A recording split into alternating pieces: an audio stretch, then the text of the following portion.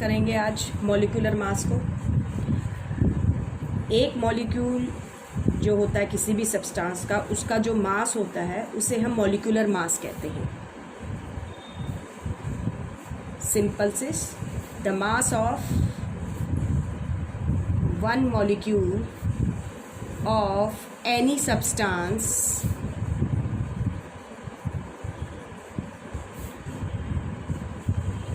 क्या कहेंगे उसको हम? Molecular mass. ठीक है, जो मॉलिक्यूलर मास होता है आपका, it is also measured in, इसको भी हम मेजर करते हैं। It is also measured in, जैसे हम एटॉमिक मास को यूनिफाइड मास, तो इसी तरीके से हम मॉलिक्यूलर मास को भी मेजर करते हैं यू में। और इसको हम कहते हैं, जब हम यू में मेजर करते हैं, it is called relative molecular mass. क्या कहते हैं इसको? रिलेटिव मॉलिक्यूलर मास कहते हैं। तो आपका रिलेटिव मॉलिक्यूलर मास क्या होता है? Relative molecular mass of a substance is the mass of one molecule of that substance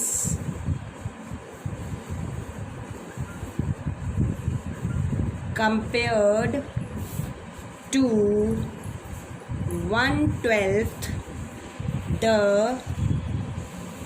mass of an atom of carbon 12। ठीक है, जैसे कि फॉर एग्ज़ाम्पल हम सबको पता है कि जो मॉलिक्यूलर मास है, मॉलिक्यूलर मास ऑफ H2O जो होता है बच्चे, वो होता है 18U। इसका मतलब क्या है? इट मीन्स, जैसे हमने एटॉमिक मास में कंपेयर किया था, इट मीन्स उसी तरीके से it means one molecule of water is 18 times heavier than 1/12 part of carbon 12 atom. ठीक है, हम कैलकुलेशन करते हैं मॉलिक्यूलर मास की। तो मॉलिक्यूलर मास को कैसे कैलकुलेट किया जाता है? Molecular mass of a compound, molecular mass of a compound is equal to the sum total of the atomic masses, sum total of the atomic masses of all the atoms present in a molecule of that compound। For example, जैसे हम ऊपर water की बात कर रहे थे, हमने water का मॉलिक्यूलर मास फाइंड आउट करना है H2O का। तो मैंने क्या कहा कि मॉलिक्यूलर मास जो होता है किसी भी कंपाउंड का, वो इक्वल होता है किसके? सम टोटल, जितने भी इसमें एटम प्रेजेंट हैं एक मॉलिक्यूल के अंदर, उस कंपाउंड के। हम वाटर कंपाउंड की बात कर रहे हैं, उसका ये एक मॉलिक्यूल है। ठीक है, इसके एक मॉलिक्यूल में जितने भी एटम्स प्रेजेंट हैं, इसमें एटम्स प्रेजेंट है हाइड्रोजन और ऑक्सीजन के, तो इन सब एटम्स का जब हम सम टोटल करेंगे तो हमें क्या मिलेगा? मॉलिक्यूलर मास मिलेगा उस कंपाउंड का। हम मॉलिक्यूलर मास को ऑब्टेन करने के लिए क्या करेंगे? We multiply the atomic masses of each element by the number of atoms and then add them, और उसके बाद हम उनको ऐड कर लेंगे। मैंने कहा, क्या कहा कि हम ऑब्टेन करेंगे, यानी कि जो एटॉमिक मास है हर एक एलिमेंट का, उसको मल्टीप्लाई करेंगे नंबर ऑफ एटम से। जैसे यहाँ पर हमारे पास जो हाइड्रोजन होता है, एक हाइड्रोजन एटम का मास 1U होता है। हम इसको नंबर ऑफ एटम से, इसमें 2 हैं हाइड्रोजन के एटम, हम इसको मल्टीप्लाई 2 करेंगे तो ये हो गया 2। ऑक्सीजन का एक एटम का जो मास होता है दैट इज़ 16। हम एक एटम से तो 16 हो गया। हम फिर इन दोनों को क्या कर देंगे, ऐड कर देंगे तो वी गेट 18। तो इसलिए वाटर जो आपका कंपाउंड है इसका मॉलिक्यूलर मास क्या हो गया, 18U। Similarly we are having gram molecular mass. इसी तरीके से जैसे हमारे पास क्या था, ग्राम एटॉमिक मास था, उसी तरीके से हमारे पास ग्राम मॉलिक्यूलर मास भी होता है। यानी कि जब हम मॉलिक्यूलर मास को एक्सप्रेस करते हैं ग्राम्स के अंदर, ठीक है, तो molecular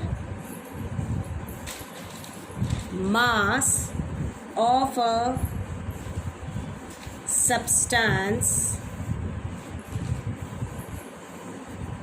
expressed in grams is called its gram molecular मास। इसको हम क्या कहेंगे, ग्राम मॉलिक्यूलर मास। जैसे कि हम यहाँ पर देख रहे थे कि जो मॉलिक्यूलर मास है वाटर का दैट इज़ 18U, ठीक है, तो इसका ग्राम मॉलिक्यूलर मास जो होएगा वाटर का विल बी 18 ग्राम। वो क्या होएगा, 18 ग्राम। यानी सिंपली हम U को रिप्लेस कर देते हैं G से। आ गई बात समझ में? तो that is called gram molecular mass. And if we want to find out, अगर हमें फाइंड आउट करना है नंबर ऑफ ग्राम मॉलिक्यूल्स, तो जैसे हम नंबर ऑफ क्या फाइंड आउट करते हैं, ग्राम एटम्स, तो उसी तरीके से हम number of gram molecules find out कर सकते हैं। And number of gram molecules जो होते हैं ये बराबर होता है मास ऑफ द सब्सटेंस, जो भी मास है हमारा सब्सटेंस का, ठीक है, ये किस में होना चाहिए, ग्राम्स में। इसको हम डिवाइड कर देंगे किससे, molecular mass of the substance in grams, ठीक है। तो we get the number of gram molecules. Now we will talk about formula unit mass. हम फार्मूला यूनिट मास की बात कर रहे हैं। फार्मूला यूनिट मास में क्या होता है कि जो हमारे आयनिक कंपाउंड्स होते हैं, आयनिक कंपाउंड्स, ध्यान रखिए, they do not contain discrete molecules, यानी इनके अंदर डिस्टिंक्ट या सेपरेट मॉलिक्यूल्स नहीं प्रेजेंट होते हैं एज देयर कॉन्स्टिट्यूएंट पार्टिकल्स। जो आयनिक कंपाउंड्स होते हैं इनके जो कॉन्स्टिट्यूएंट पार्टिकल्स होते हैं, यानी इनको बनाने वाले जो पार्टिकल्स हैं, कॉन्स्टिट्यूएंट पार्टिकल्स आर आयंस, ठीक है। ये जो कॉन्स्टिट्यूएंट पार्टिकल्स होते हैं, ध्यान रखिए, जिन्हें हम आयंस कहते हैं, ये अपोजिटली चार्ज्ड होते हैं, ठीक है। कैसे होते हैं ये, अपोजिटली चार्ज्ड होते हैं and are closely packed together. ये जो अपोजिटली चार्ज्ड आयंस होते हैं आयनिक कंपाउंड्स के अंदर, ये क्या होते हैं, क्लोजली पैक्ड होते हैं, आर क्लोजली पैक्ड, ठीक है, टुगेदर, एक दूसरे के साथ, इन अ डेफिनेट, एक डेफिनेट थ्री डायमेंशनल, एक डेफिनेट थ्री डायमेंशनल पैटर्न में, ठीक है। कहने का मतलब है कि जो इनके अंदर आयंस होते हैं they are arranged in a specific pattern. Specific patterns में जो है आयंस प्रेजेंट होते हैं, स्पेसिफिक पैटर्न्स होते हैं आयंस के, और इसीलिए इनकी जो रिपीटिंग यूनिट्स होती हैं, जो इनकी रिपीटिंग यूनिट्स होती हैं, जैसे कि हमारे जो मॉलिक्यूल्स होते हैं, मॉलिक्यूलर मास के अंदर मॉलिक्यूल्स यानी जो कोवलेंट कंपाउंड्स हैं, आगे बात समझ में, उनके अंदर रिपीटिंग यूनिट मॉलिक्यूल होता है। आगे बात समझ में, इनकी जो रिपीटिंग यूनिट होती है, रिपीटिंग यूनिट इज कॉल्ड, इनकी जो रिपीटिंग यूनिट है हम उसको कहते हैं, is called unit cell unit cell कहा जाता है, या उसे वन फॉर्मूला, हम उसे क्या कहते हैं, वन फॉर्मूला यूनिट। आगे बात समझ में। और इस यूनिट सेल के अंदर ध्यान रखिए, they have fixed number of, इनमें फिक्स नंबर होता है, they have fixed number of cations and anions. आ गई बात समझ में। तो इसीलिए जो ये फॉर्मूला होता है इन कंपाउंड्स का, इनके अंदर कटायंस और अनायंस की रेशो को क्या किया गया होता है, डिस्क्राइब, रिप्रेजेंट किया गया होता है। ये जो फार्मूला होते हैं, फार्मूला यूनिट के अंदर फार्मूला ऑफ दीज कंपाउंड्स, यानी आयनिक कंपाउंड्स की बात हो रही है, इसके अंदर रेशो होती है कटायंस और अनायन की। इसके अंदर जो कटायंस, जितने कटायंस होंगे यानी पॉजिटिवली चार्ज्ड पार्टिकल्स होंगे, उतने ही नेगेटिवली चार्ज पार्टिकल्स प्रेजेंट होते हैं। तो जो फार्मूला है यूनिट मास जो हम यूज़ करते हैं, इसीलिए इन कंपाउंड्स के लिए हम यूज़ करते हैं मॉलिक्यूलर मास की बजाय। ठीक है। सो फॉर दीज कंपाउंड्स, इन कंपाउंड्स के लिए हम क्या यूज़ कर रहे हैं, for these compound we use formula unit mass. ठीक है।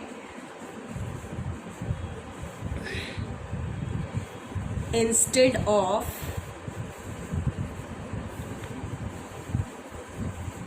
Of molecular mass. ठीक है। जो फॉर्मूला यूनिट मास होता है सब्सटेंस का, वो भी सेम उसी तरीके से सम टोटल होता है जितने भी एटम्स प्रेजेंट होते हैं वन फॉर्मूला यूनिट के अंदर। इसको भी हम ठीक उसी तरीके से कैलकुलेट करते हैं जैसे कि मॉलिक्यूलर मास को कैलकुलेट करते हैं। तो हम क्या कहते हैं, the formula unit mass of a substance is a sum of the atomic masses of all atoms in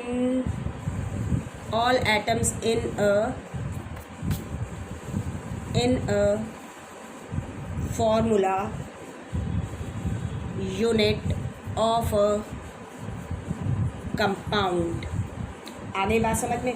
इसको उसी तरीके से कैलकुलेट करेंगे जैसे कि हमारे पास सोडियम क्लोराइड है। फॉर एग्जांपल हम बात कर रहे हैं किसकी, सोडियम क्लोराइड की। ठीक है। सोडियम क्लोराइड जो होता है, it has a formula unit. इसकी जो फॉर्मूला यूनिट होती है, इसका जो फॉर्मूला यूनिट है वो क्या है, NaCl। यानी कि अगर आप स्मॉल अमाउंट में सोडियम क्लोराइड को लेंगे तो उसके अंदर लार्ज नंबर में ये जो है सोडियम आयन और क्लोराइड आयन प्रेजेंट होंगे, इक्वल नंबर होंगे, लेकिन ध्यान रखिएगा। ठीक है, बहुत सारे। तो इसकी फॉर्मूला जो यूनिट है वो NaCl है। अब हमें formula unit mass find out करना है। ठीक है। तो जो फॉर्मूला यूनिट मास है, आगे बात समझ में, किसकी, ऑफ NaCl, वो क्या हो जाएगा, इट इज़ इक्वल टू वही same atomic mass of sodium plus में जैसे हमने मॉलिक्यूलर मास निकाला था atomic mass of chlorine.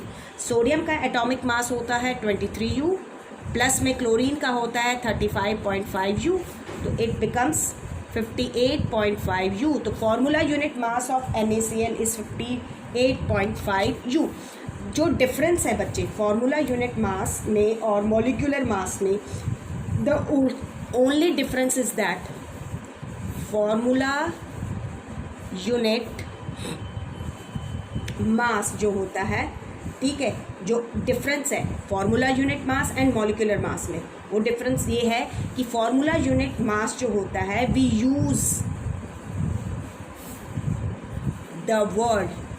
Use this word for those substances those substances whose constituent particles are ions। यानी कि अब ये जो सब्सटेंसेस हैं, ये सब्सटेंसेस क्या हो गए? आयनिक कंपाउंड्स, क्योंकि आयनिक कंपाउंड्स में ही आयंस प्रेजेंट होते हैं, ठीक है। और आयंस मेटल्स और नॉन मेटल्स के, जैसे आपका सोडियम क्लोराइड है, ठीक है, पोटेशियम क्लोराइड है, आगे बात समझ में। तो आपके आयंस के बने हुए हैं। तो हम इसी तरीके से जैसे कैल्शियम कार्बोनेट है, आयंस प्रेजेंट है, तो ये आयनिक कंपाउंड्स हैं। तो आयनिक कंपाउंड्स का जो हम मास फाइंड आउट करेंगे तो we use that word formula unit mass, ठीक है। और वहीं पर हम मॉलिक्यूलर मास जो होता है वो कब यूज़ करते हैं? जो आपके क्या होते हैं? कोवलेंट कंपाउंड्स जो होते हैं, कोवलेंट या जिन्हें हम मॉलिक्यूलर कंपाउंड्स कहते हैं, उनके लिए हम वर्ड यूज़ करते हैं।